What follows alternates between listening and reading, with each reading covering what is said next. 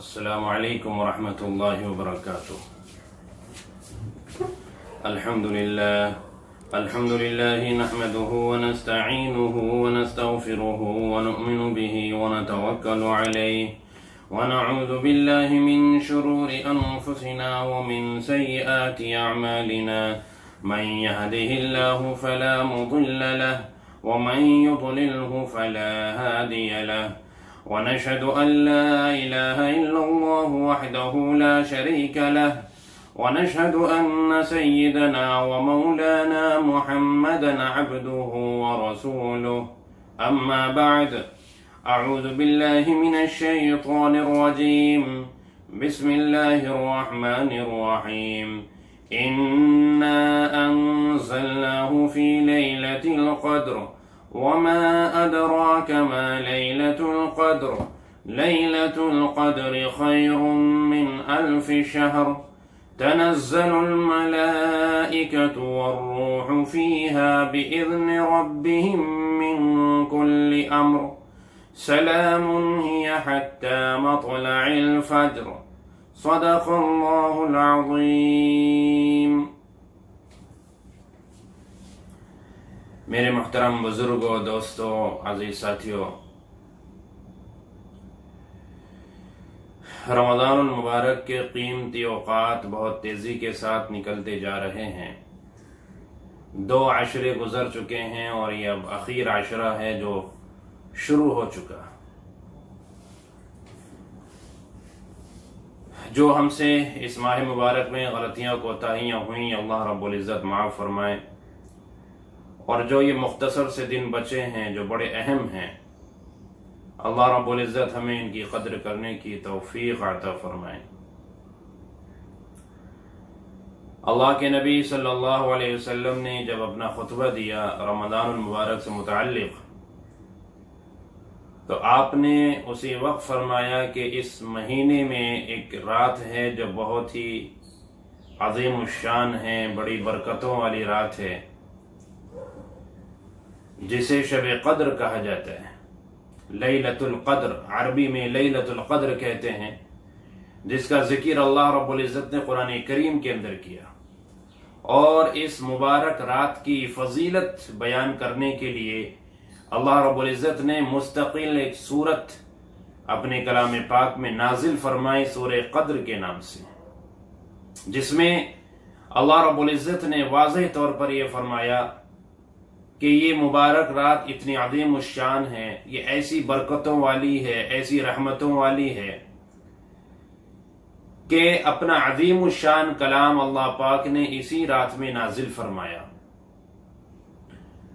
اللہ کے نبی محمد مصطفیٰ صلی اللہ علیہ وسلم پر جو پہلی وحی نازل ہوئی تو وہ بھی شب قدر تھی۔ پورا قرآن کریم لوح محفوظ سے آسمان دنیا پر آیا تو وہ شب قدر میں ہی آیا۔ یہ رات ایک بہت بڑی نعمت ہے اس امت کے لیے، ایسی نعمت کہ جو پچھلی امتوں کو نہیں ملی۔ اللہ رب العزت نے صرف اس امت کو، اور وہ بھی اپنے حبیب محمد مصطفیٰ صلی اللہ علیہ وسلم کی برکت سے، آپ کی فکروں کی وجہ سے، آپ کے صدقہ طفیل میں اللہ رب العزت نے اس امت کو عطا فرمائی۔ جیسا کہ کسی موقع پر اس سے پہلے بھی میں نے عرض کیا تھا کہ صحابہ کرام کے سامنے آپ صلی اللہ علیہ وسلم بنی اسرائیل کے مجاہدین، یعنی کہ عبادت کرنے والے عابدین کا ذکر فرمایا، تو صحابہ کرام کو رشک ہوا کہ کسی نے 800 سال تک عبادت کی ہے، کسی نے 500 سال تک عبادت کی ہے، تو صحابہ کرام سوچنے لگے کہ کتنے خوش نصیب لوگ تھے وہ جنہوں نے اتنے لمبے وقت تک اللہ کی عبادت کی اور اتنا وقت اللہ کی عبادت میں گزار دیا، کل قیامت کے دن کتنا اجر لے کر آئیں گے، وہ کتنا انعام ملے گا اللہ کی طرف سے۔ آپ صلی اللہ علیہ وسلم کو بھی یہ فکر لاحق ہوئی کہ اللہ میری امت کی عمریں تو بہت تھوڑی سی ہیں، تو میری امت تو ان لوگوں کا مقابلہ ہی نہیں کر پائے گی۔ آپ صلی اللہ علیہ وسلم کی اس فکر پر اللہ تبارک و تعالی نے اس امت کو یہ عظیم الشان رات عطا فرما دی کہ اگر بندہ ایک رات بھی عبادت میں اس نے گزار دی، یعنی اس کو ایک شب قدر مل گئی، تو گویا کہ وہ شخص ایسا ہے کہ اس نے 1000 مہینے تقریباً 80 برس اس نے عبادت میں گزار دیے۔ ایک رات وہ اس نے تلاوت میں گزاری، نوافل میں گزاری، ذکر میں گزاری، دعاؤں میں گزاری، تو گویا کہ اس نے 1000 مہینوں سے زیادہ وقت اللہ کی عبادت میں گزار دیا۔ کل قیامت کے دن جب ایسے خوش نصیب لوگ جن کو ایک نہیں نہ جانے کتنی شب قدر نصیب ہوئی ہوں گی دنیا میں، اس امت کے جب ایسے افراد پیش ہوں گے کل قیامت کے دن، اور ان کی نیکیاں اور ان کے انعامات جب پچھلی امت کے لوگ دیکھیں گے تو وہ بھی رشک کریں گے اور تعجب کریں گے کہ یہ امت ہم سے بعد میں آئی اور ان کی عمریں ہم سے بہت تھوڑی ہوئی، لیکن اجر ان کے نام اعمال میں اتنا زیادہ کہ ہم سے بھی زیادہ۔ میرے محترم بزرگ اور دوستو، اس رات کی ہمیں بھی قدر کرنی چاہیے، اور اس رات کو حاصل کرنے کی تلاش میں ہمیں جستجو کرنی چاہیے، اور ہم سب کو اس میں لگنا چاہیے۔ یوں ہم دنیا کے لیے نہ جانے کتنا وقت ہم خرچ کر دیتے ہیں، اپنے کاروبار کے لیے کتنی راتیں قربان کر دیتے ہیں، کتنا آرام قربان کر دیتے ہیں، لیکن اگر ہم اپنی آخرت کے لیے اور اللہ کو راضی کرنے کے لیے، اپنے گناہوں کی معافی کے لیے، اپنے نام اعمال میں نیکیوں کا اضافہ کرانے کے لیے اگر ہم 10 راتیں جاگ لیں، 10 راتیں، کیونکہ اللہ کے نبی صلی اللہ علیہ وسلم نے ہمیں اشارہ دیا ہے کہ یہ شب قدر اخیر عشرے میں پائی جاتی ہے، اور اخیر عشرے کی بھی طاق راتوں میں پائی جاتی ہے۔ اب طاق راتوں میں اگر ہم جاگ لیتے ہیں، اور ہو سکتا ہے کہ طاق راتوں کے علاوہ بھی کسی رات میں ہو، اخیر عشرے میں اس کے امکانات زیادہ ہیں، تو اگر ہم یہ چند راتیں جاگ لیں تو میرے محترم بزرگ اور دوستو کتنا نفع کا سودا ہے۔ نامعلوم کہ اللہ تبارک و تعالی ہمیں وہ شب قدر نصیب فرما دے، اور کل قیامت کے دن ہم اتنی نیکیاں لے کر آئیں کہ پچھلی امت کے لوگ ہم پر رشک کریں۔ خدا نخواستہ اگر ہم اس رات سے محروم ہو جاتے ہیں تو میرے محترم بزرگ اور دوستو، اللہ کے نبی صلی اللہ علیہ وسلم فرماتے ہیں کہ اس رات سے محروم رہنے والا خیر سے محروم ہو گیا، ہر طرح کی خیر سے محروم ہو گیا، اور اس رات سے محروم وہی ہو سکتا ہے جو حقیقت میں محروم ہو، حقیقت میں وہ اس کی بدقسمتی لکھی ہو، وہی اس سے محروم رہ سکتا ہے۔ خدا نخواستہ اس مبارک رات میں جس میں نیکیوں کا اجر اتنا رب کریم نے بڑھا دیا،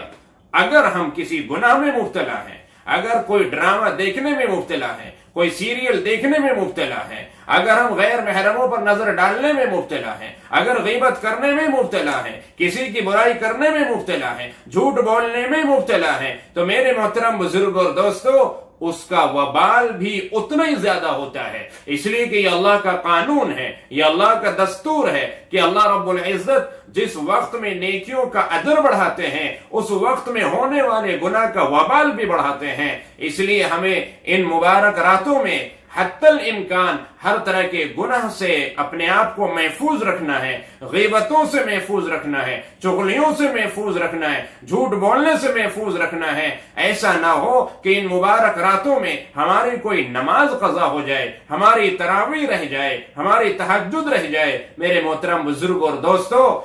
ہمیں تو اتنا اجر سن کر زیادہ سے زیادہ اس کی کوشش میں لگ جانا چاہیے۔ حضرت عائشہ رضی اللہ عنہا نے سوال کیا، یا رسول اللہ صلی اللہ علیہ وسلم، اگر یہ شب قدر ہمیں مل جائے، ہمیں نصیب ہو جائے، تو ہم اللہ سے کیا مانگے، رب کریم سے کیا مانگے؟ میرے محترم بزرگ اور دوستو، آپ صلی اللہ علیہ وسلم نے اتنی بہترین دعا بتائی، فرمایا کہ عائشہ اگر تمہیں شب قدر نصیب ہو جائے تو تم اپنے رب سے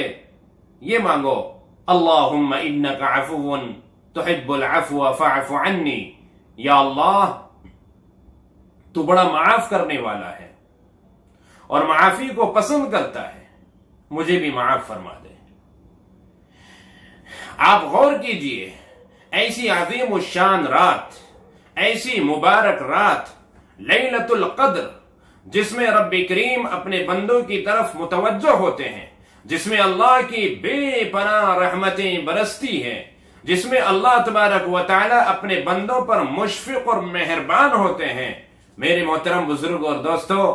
ایسے میں اگر کوئی دعا سکھائی ہے اللہ کے نبی صلی اللہ علیہ وسلم نے تو وہ معافی کی سکھائی ہے۔ اللہ معافی کو پسند کرتے ہیں۔ آپ دعا کے الفاظ پر غور کیجئے، اللہ معافی کو پسند کرتے ہیں، جس طرح اللہ خود اپنے لیے اس بات کو پسند کرتے ہیں کہ میں اپنے بندے کو معاف کروں، اسی طرح اللہ یہ بھی پسند کرتے ہیں کہ میرے بندے بھی آپس میں معافی کا مزاج بنائیں، ایک دوسرے کو معاف کرنے کا مزاج بنائیں۔ چونکہ اللہ نے ہر ایک کا مزاج الگ بنایا ہے، ہو سکتا ہے آپ کے مزاج کے خلاف کسی کی زبان سے آپ کی شان کے خلاف کوئی بات نکل جائے، ہو سکتا ہے کہ ایک نامناسب کوئی کام کسی سے ہو جائے جو آپ کو پسند نہ ہو، اس کا بہت حد تک امکان ہے، بلکہ رات دن کا مشاہدہ ہے۔ جہاں ایک ساتھ ہم رہتے ہیں، اللہ تبارک و تعالی نے قدرتی طور پر انسان کو ایسا بنایا ہے کہ وہ تنہا زندگی نہیں گزار سکتا، ضرور اسے ایک دوسرے کے ساتھ مل کر رہ کر ہی زندگی گزارنی ہوگی۔ اللہ پاک نے ہر ایک کو دوسرے سے جوڑ رکھا ہے۔ میرے محترم بزرگ اور دوستو، ایسے میں اگر کسی سے کوئی ایسا کام ہو جائے جو ہمارے مزاج کے مطابق نہیں ہے، ہمارے مزاج کے خلاف ہے، اگر ہم معاف کرنے کا جذبہ اپنے اندر پیدا کریں اور معاف کرنے کی عادت بنا لیں تو یقیناً جب رب کریم کی بارگاہ میں پیشی ہوگی اور اللہ تبارک و تعالیٰ کے سامنے جب اعمال پیش کیے جائیں گے تو اس وقت اللہ تبارک و تعالیٰ اپنے بندے کو اس کو معاف فرما دیں گے جس نے اس کی مخلوق کے ساتھ، اس کے بندوں کے ساتھ معافی کا معاملہ کیا ہوگا۔ یہ معاف کرنا اللہ کو بڑا محبوب عمل، بہت پسندیدہ عمل ہے یہ اللہ کا، یعنی اللہ کو بہت محبوب ہے اگر ہم اللہ کے بندوں کو معاف کریں اور معاف کرنے کا مزاج بنائیں۔ آج دنیا میں اختلافات، لڑائی اور جھگڑے صرف اسی وجہ سے ہیں، اس نے میرا فلاں حق ادا نہیں کیا، اس نے میرا فلاں حق ادا نہیں کیا۔ ہر شخص اپنے حقوق کے مطالبے کو لے کر نالا ہے، یعنی کہ ناراض ہے، اور اسی وجہ سے آپس میں انتشار اور اختلافات پیدا ہوتے ہیں۔ آپ کو یاد ہوگا اللہ کے نبی صلی اللہ علیہ وسلم اپنے خیمے سے جب باہر تشریف لائے، یہ بتانے کے لیے آپ آئے تھے کہ شب قدر متعین طور پر کس رات میں ہوتی ہے، متعین طور پر اس کی تاریخ بتانے کے لیے آپ صلی اللہ علیہ وسلم تشریف لا رہے تھے، لیکن آپ نے دیکھا کہ دو لوگوں میں جھگڑا ہو رہا ہے، دو آدمی جھگڑ رہے ہیں، تو اللہ تبارک و تعالی نے آپ کو بھلا دیا کہ وہ کون سی تاریخ تھی متعین جس میں شب قدر ہر سال ہونے کے زیادہ چانس سے زیادہ امکان ہے۔ یہ ذہن سے نکل گیا۔ اس لیے علماء فرماتے ہیں کہ آپ غور کیجئے کتنے خیر کی بات لے کر آ رہے تھے آپ صلی اللہ علیہ وسلم، لیکن یہ جھگڑنا اور یہ لڑنا یہ ایسی بری چیز ہے کہ اس سے خیر اٹھ جاتی ہے۔ اللہ پاک نے خیر کو اٹھا لیا، آپ کے ذہن سے بھلا دیا۔ اس لیے ہمیں لڑائی سے اور جھگڑوں سے گریز کرنا چاہیے، ہمیں ہمدردی کا سبق سیکھنا چاہیے، ایک دوسرے کے ساتھ شفقت اور محبت کے ساتھ پیش آنا چاہیے۔ ویسے بھی رمضان المبارک کا مہینہ تو ہمدردی کا ہے، یہ رمضان المبارک کا مہینہ غمخواری کا ہے، ایک دوسرے کے ساتھ اظہار ہمدردی کا ہے، محبت سے پیش آنے کا ہے۔ میرے محترم بزرگ اور دوستو، لڑائی جھگڑا تو ایسی بری چیز ہے، آپ نے سنا ہوگا کہ ہر پیر اور جمعرات کو اللہ کے دربار میں امت کے اعمال پیش کیے جاتے ہیں۔ اللہ تبارک و تعالی حالانکہ سب کچھ خوب جاننے والے ہیں، اللہ کو معلوم ہے، لیکن اس کے باوجود اللہ تبارک و تعالی فرشتوں سے پوچھتے ہیں اور فرشتے بتاتے ہیں کہ اللہ تیرا فلاں بندہ فلاں عمل کے اندر مبتلا تھا، فلاں بندہ فلاں عمل کے اندر مشغول تھا۔ جب فرشتے دو لوگوں کے بارے میں بتاتے ہیں کہ اللہ یہ دونوں وہ ہیں کہ آپس میں جھگڑ رہے تھے، آپس میں لڑ رہے تھے، تو اللہ فرماتے ہیں کہ ان کے علاوہ جتنے بھی لوگ ہیں میں نے ان کو بخش دیا، ان کو معاف کر دیا، لیکن ابھی ان کو نہیں بخشا جائے گا، ان کو معاف نہیں کیا جائے گا جب تک یہ آپس میں صلح نہ کر لیں۔ آپس کی رنجشیں، آپس کا بغض، آپس کا عناد، آپس کی لڑائیاں، اس سے صرف دنیا کا نقصان نہیں، دین کا بھی نقصان ہے، نیکیاں ختم ہو جاتی ہیں، دعائیں قبول نہیں ہوتی۔ ایک دفعہ آپ صلی اللہ علیہ وسلم دعا کرانے کے لیے بیٹھے تو آپ نے لوگوں سے کہا کہ اس مجمع میں اگر کوئی ایسا شخص ہے کہ اس کے دل میں کسی کی طرف سے کوئی کھوٹ ہے، کوئی کینہ ہے، اس کی کوئی انبن ہے کسی سے، وہ یہاں سے نکل جائے، کیونکہ جب تک وہ یہاں رہے گا تو ہماری دعائیں بھی قبول نہیں ہوگی۔ آپ اندازہ لگائیے کہ اس آپس کے انتشار اور دلوں میں جو کھوٹ کپٹ ہوتا ہے اس کا کتنا برا اثر ہوتا ہے کہ آپ یوں فرما رہے ہیں کہ ہماری بھی دعا قبول نہیں ہوگی۔ چنانچہ ایک صاحب نکل کر گئے مجلس سے اور تھوڑی دیر بعد واپس آئے اور دعا میں شریک ہو گئے۔ آپ نے بعد میں ان سے پوچھا کہ بھئی آپ کیوں گئے تھے، کہاں گئے تھے؟ انہوں نے بتایا کہ یا رسول اللہ صلی اللہ علیہ وسلم میری خالہ جان سے اختلاف تھا، میری بول چال نہیں تھی، تو میں ان سے معاملے کی صفائی کر کے آیا ہوں تاکہ میں بھی دعا میں شامل ہو جاؤں اور رب کریم دعائیں قبول فرما لیں اور میں بھی آپ کے ساتھ اس دعا میں شریک ہو جاؤں، اس لیے میں پہلے اپنی صلح صفائی کرا کے آیا۔ آپ اندازہ لگائیے میرے محترم بزرگ اور دوستوں، اللہ کے نبی صلی اللہ علیہ وسلم تو یوں فرماتے ہیں المسلم من سلم المسلمون من لسانہ ویدہ، کہ صحیح معنی میں پکا سچا مسلمان تو وہ ہے کہ جس کے ہاتھ پیروں سے، جس کی زبان سے دوسرے مسلمان محفوظ رہیں۔ ہم اپنی زبان سے نہ کسی کو تکلیف پہنچائیں، ہم اپنے ہاتھ پیروں سے نہ کسی کو کوئی دکھ پہنچائے، بلکہ ہو سکے تو ہم سے کسی کو نفع پہنچے، اور نفع بھی نہ پہنچا سکے تو کم از کم کسی کو تکلیف نہ پہنچائے۔ اس لیے میرے محترم بزرگ اور دوستو، اگر کسی سے ہماری انبن ہے تو اللہ کے لیے ہمیں اپنا دل صاف کر لینا چاہیے، ہمیں معاف کر دینا چاہیے، معافی کا جذبہ اپنے اندر پیدا کرنا چاہیے۔ یہ سبق ملتا ہے ہمیں ان مبارک راتوں سے، یہ سبق ملتا ہے ہمیں اس ماہ مبارک سے۔ آج آپس کے اختلاف سے، آپس کے انتشار سے کیا حالت ہو گئی ہے ہماری، ہمیں سوچنا چاہیے۔ ہمیں حقیقی سکون نہیں مل سکتا جب تک ہمارے اندر اتفاق، اتحاد، پیار اور محبت نہ پیدا ہو جائے۔ آخر ہم کس بنیاد پر اختلاف کرتے ہیں، کس بنیاد پر ہم کسی سے جھگڑتے ہیں؟ اگر ہم حق پر بھی ہیں، اس کے باوجود ہمیں صرف اس وجہ سے کہ جھگڑا طول نہ پکڑے، آگے نہ بڑھے، ہمیں پیچھے ہٹ جانا چاہیے۔ آپ کو معلوم ہے اس کے اوپر کیا فرمایا اللہ کے نبی صلی اللہ علیہ وسلم نے؟ آپ روایت اٹھا کر دیکھیے، آپ نے فرمایا کہ اگر کوئی شخص حق پر رہتے ہوئے،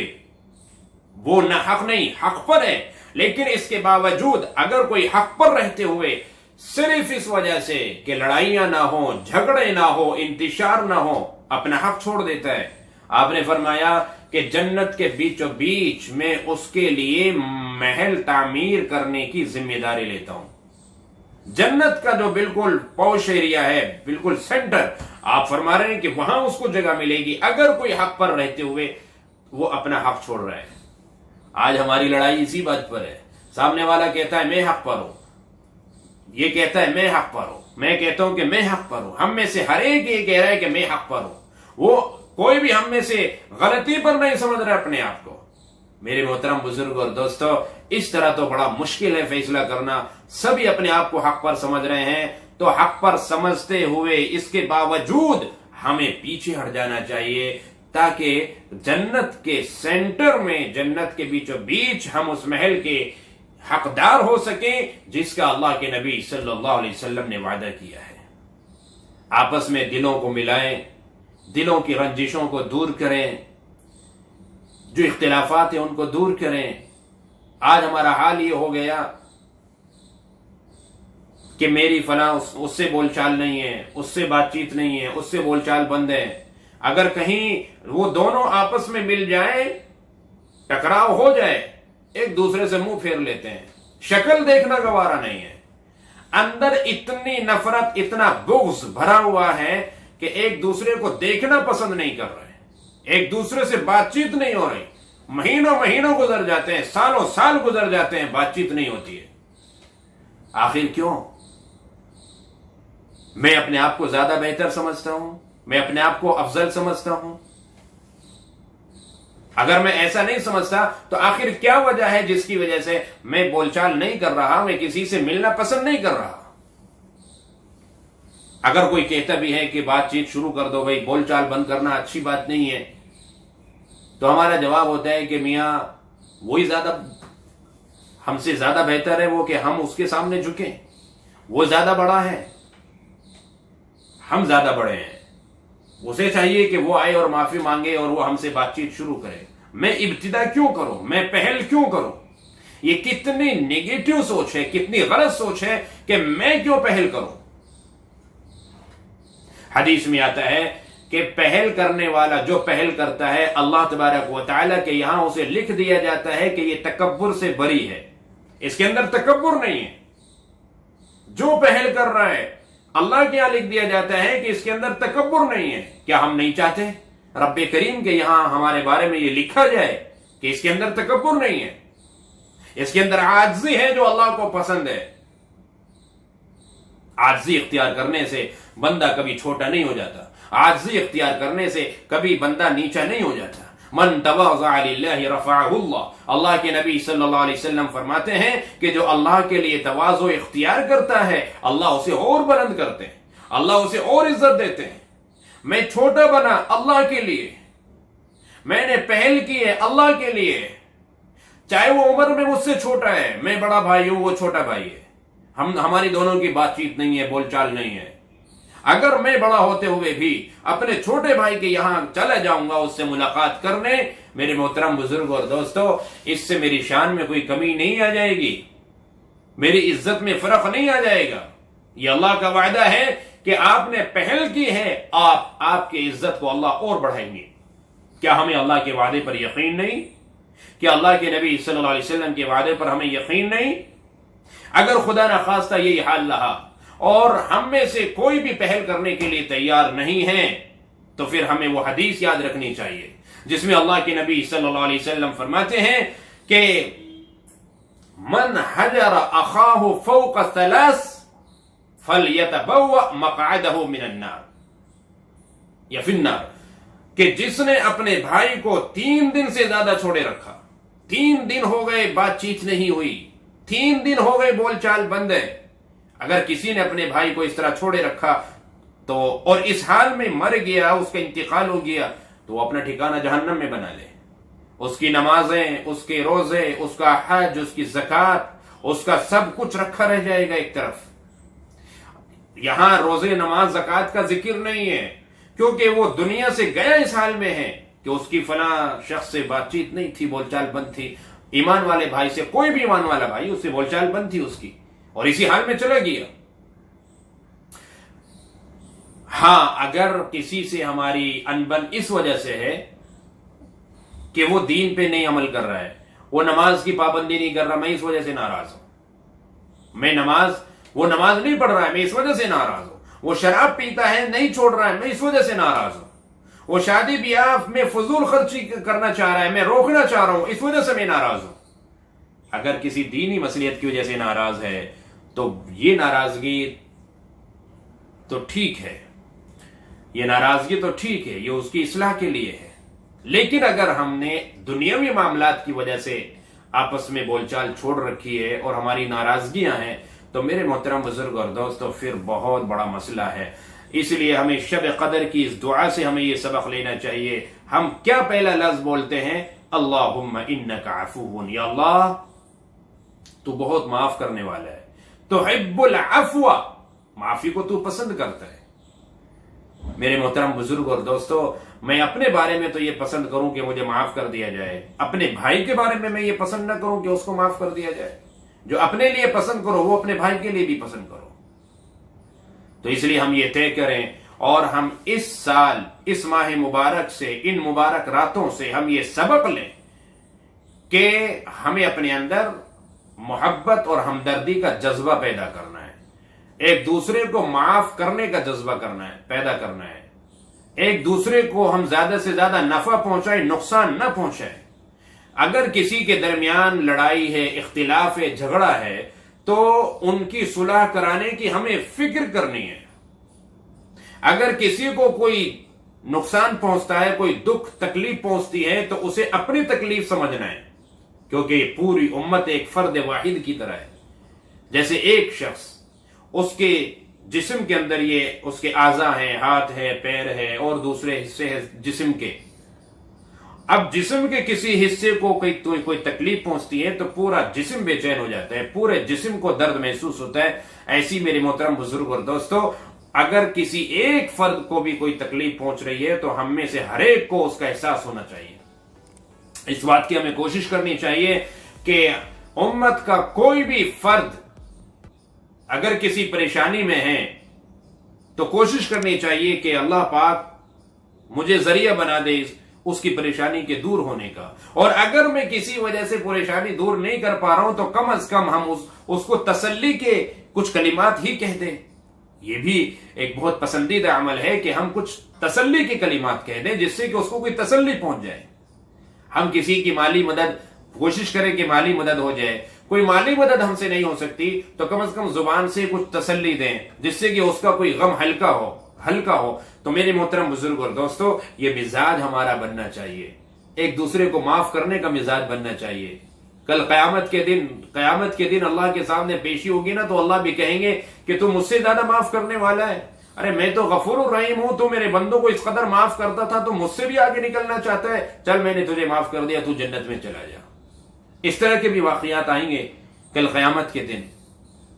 تو اس لیے میرے محترم بزرگ اور دوستو، یہ مبارک راتیں ہیں، ان مبارک راتوں میں ہم زیادہ سے زیادہ نیک اعمال کریں، برائیوں سے اپنے آپ کو بچائیں، نمازوں کا اہتمام کریں، دعاؤں کا اہتمام کریں، اور یاد رکھیں شب قدر کی کوئی عبادت نہیں ہے مخصوص الگ طریقے سے۔ بعض لوگ پرچے چھپواتے ہیں، شب قدر میں فلاں نماز اگر ایسے پڑھیں گے تو یہ ہوگا، ایسے پڑھیں گے تو وہ ہوگا۔ شب قدر کی کوئی نماز اسپیشل یا کوئی عبادت اسپیشل نہیں ہے الگ سے۔ آپ نارملی جو عبادت کرتے ہیں ان میں سے کوئی بھی عبادت آپ کر سکتے ہیں۔ آپ ذکر کا دل کر رہا ہے، ذکر کریں، دعائیں مانگیں، تلاوت کریں، آپ نفلیں پڑھیں، قضاء عمریں پڑھیں، جو بھی آپ کرنا چاہیں۔ رمضان المبارک میں تو ہم دیکھتے ہیں اور آپ بھی اچھی طرح واقف ہیں کہ لوگوں کی عادت ہوتی ہے راتوں کو جاگنا، اور سحری تک عام طور سے لوگ نہیں سوتے، لیکن یہ جو ہم جاگے ہیں ہمارا یہ وقت کہاں گزرا دیکھنا ہمیں یہ ہے۔ ہمارا یہ وقت بیکار کی چیزوں میں، لہو و لعب میں فضول تو نہیں گزر رہا ادھر ادھر۔ یہ نہیں ہے کہ کسی بھی طرح سے ہمیں ٹائم پاس کرنا ہے، ورنہ تو پھر آپ صلی اللہ علیہ وسلم نے فرمایا کہ بہت سے روزہ رکھنے والے ایسے ہیں کہ سوائے بھوکا رہنے کے کچھ بھی نہیں ملا، اور بہت سارے راتوں کو جاگنے والے بھی ایسے ہیں کہ جن کو سوائے جاگنے کی مشقت کے کچھ بھی حاصل نہیں ہوا۔ وہ کب ہوتا ہے؟ وہ تبھی ہوتا ہے کہ جب ہم جاگ تو رہے ہیں لیکن اس میں غیبتیں بھی کر رہے ہیں، برائیاں بھی کر رہے ہیں، کچھ تھوڑا سا تفریح کے لیے ہم نے کچھ اور دوسرا ایسا کام کر لیا جو اللہ کو ناپسند ہوا۔ بڑی احتیاط کے ساتھ یہ وقت گزارنے کی ضرورت ہے۔ اسی لیے فرمایا اللہ کے نبی صلی اللہ علیہ وسلم نے کہ جو کوئی ایمان اور ثواب کی امید کے ساتھ کھڑا ہوا اس رات میں، یعنی عبادت کی اس نے، تو اس کے پچھلے سارے گناہ معاف کر دیے جاتے ہیں، اللہ رب العزت معاف فرما دیتے ہیں۔ اگر ہمیں معافی مل جائے، جہنم سے چھٹکارا مل جائے، جنتیوں میں نام لکھ دیا جائے، میرے محترم بزرگ اور دوستو، اس سے بہتر اور کیا بات ہو سکتی ہے؟ اس لیے ہمیں اس بات کی کوشش کرنی ہے کہ اللہ کرے یہ شب قدر ہمیں نصیب ہو جائے۔ اور یہ جو حالات چل رہے ہیں اس وقت، یہ حالات ہم سب کے سامنے ہیں۔ اللہ سے خوب دعائیں مانگے، پوری امت کے لیے، پوری دنیا کے لیے، انسانیت کے لیے، پوری دنیا کے انسانوں کے لیے اللہ اپنے رحم کا کرم کا معاملہ فرمائے، خیر کا معاملہ فرمائے، پوری دنیا کو اس مصیبت سے اللہ پاک نجات عطا فرمائے۔ یہ جو اس وقت ایک کورونا وائرس کی وبا چل رہی ہے اور لاک ڈاؤن کو اتنا عرصہ ہو گیا اور تقریباً بہت سارے ملکوں کے اندر یہ لاک ڈاؤن چل رہا ہے، تو کتنی پریشانی سے لوگ گزر رہے ہیں، تو ان حالات کو اللہ پاک جلد از جلد دور فرما دے اور اللہ ہم سب سے راضی ہو جائے، اللہ کی ناراضگی دور ہو جائے۔ اس کے لیے خوب اپنے رب سے دعا مانگے، رب کریم کے سامنے روئیں گڑ گڑائیں۔ یہ وقت ہے، یہ موقع ہے۔ اب تک 20 دن ہم سے گزر گئے، پتہ نہیں غفلت میں کس طرح سے گزرے، اب جیسے بھی وہ گزرے ہیں اللہ پاک ہمیں معاف کرے، لیکن یہ اب جو وقت بچا ہے یہ بڑا قیمتی وقت ہے، بڑا اہم وقت ہے، اور یہ اخیر عشرہ ہے۔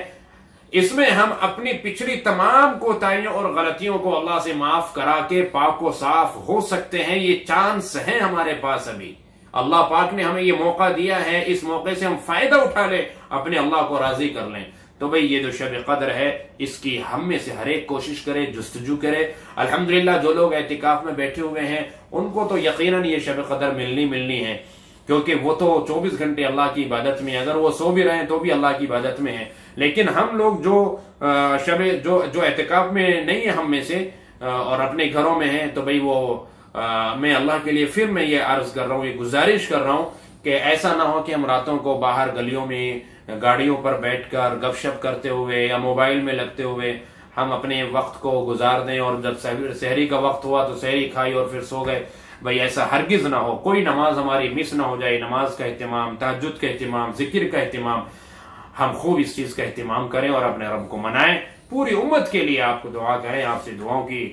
درخواست ہے، پوری امت کے لیے آپ دعا کریں اور کوشش کریں اللہ پاک ہمیں یہ شب قدر جیسی مبارک اور عظیم الشان رات نصیب ہو جائے۔ اللہ ہمیں عمل کی توفیق